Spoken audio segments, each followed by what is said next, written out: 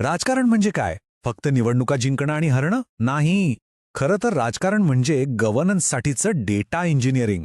चला तर मग आज एका मतदारसंघाची राजकीय व्यवस्था अगदी मुळापासून समजून घेऊया, आकड्यांच्या आणि अर्थातच लोकांच्या नजरेतून. आपण आज ज्या मतदारसंघाची गोष्ट करणार आहोत तो आहे मुंबईतला वांद्रे पूर्व.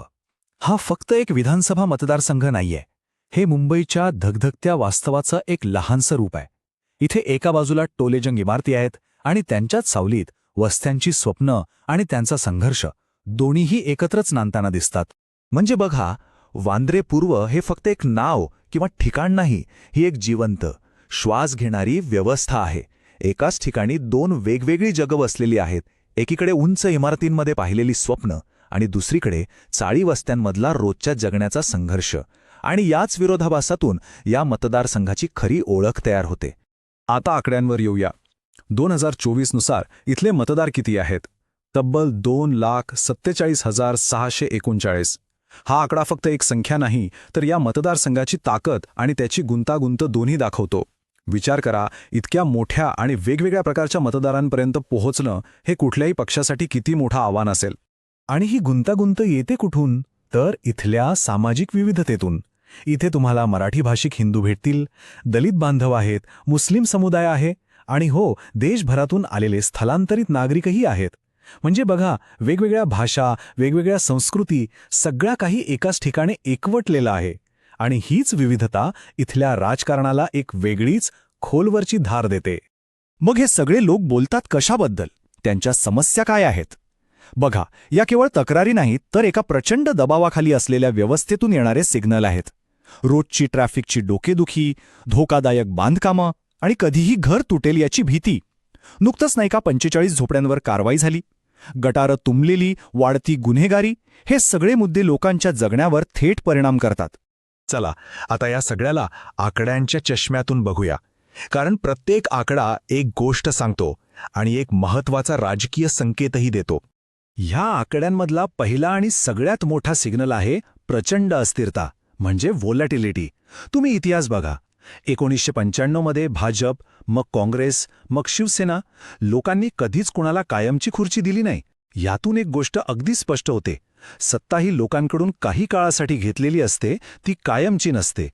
दुसरा सिग्नल आहे मतांचं विभाजन. आता 2024चं उदाहरण घ्या. विजयी उमेदवाराला मतं मिळाली 42%. याचा सरळ अर्थ काय होतो की 58% लोकांनी त्यांना मतं दिलं नाही.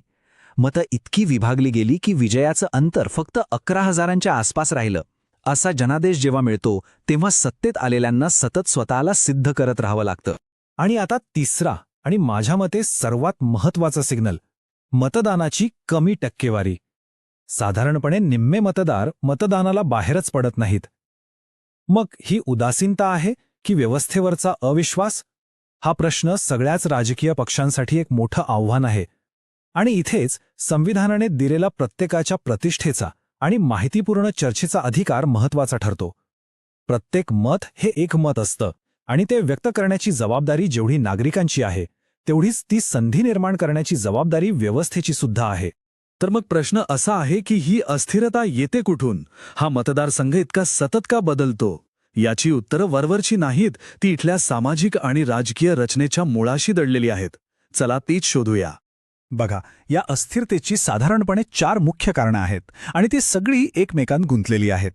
पहिलं म्हणजे मतदार इतके वेगवेगळे आहेत की कुणीही एकाच मुद्द्यावर निवडणूक जिंकू शकत नाही.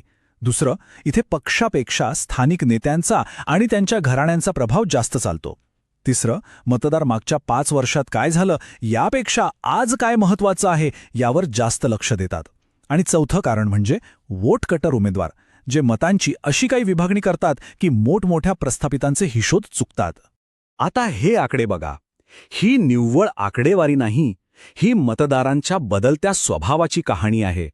1999 मध्ये काँग्रेसला जवळपास 48% मतं मिळतात, पण 2014 मध्ये तीच टक्केवारी घसरून 10%पेक्षा कमी होते आणि परत 2024 मध्ये ती 42%वर पोचते.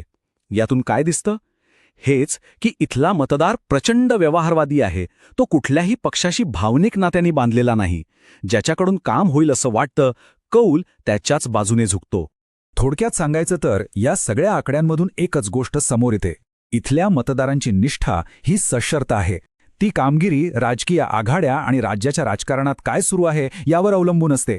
कुणीही इथल्या मतदाराला गृहीत धरू शकत नाही. ठीक आहे, आतापर्यंत आपण समस्या काय आहे हे समजून घेतलं, तिचं विश्लेषण केलं. आता प्रश्न आहे, यावर उपाय काय? लोकांचा विश्वास कसा जिंकायचा आणि महत्त्वाचं म्हणजे तो टिकवून कसा ठेवायचा? यासाठी एका ठोस आराखड्याची गरज आहे. ही फक्त निवडणूक जिंकण्याची स्ट्रॅटेजी नाही, हा गव्हर्नन्सचा, प्रशासनाचा एक ब्लूप्रिंट आहे. कोणतीही योजना बनवण्याआधी आपली ताकद आणि कमकुवतपणा ओळखणं गरजेचं असतं. महाविकास आघाडीच्या दृष्टिकोनातून पाहिलं तर त्यांची ताकद आहे मुंबईतलं अस्तित्व आणि स्थानिक नेटवर्क. पण कमकुवतपणा काय आहे? विखुरलेली संघटना आणि लोकांच्या मनात कमी झालेला विश्वास. संधी कुठे आहे?